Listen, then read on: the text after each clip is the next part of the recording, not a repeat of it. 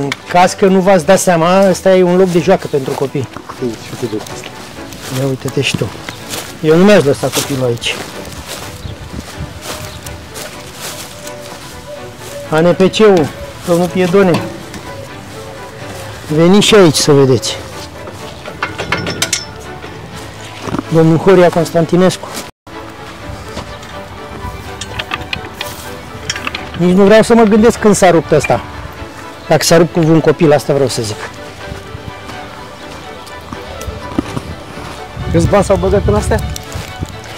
Deci în 3 locuri de joacă din 3 sate, conform primăriei, s-au băgat 1.200.000 de euro. Astea nici nu mai au scaunele.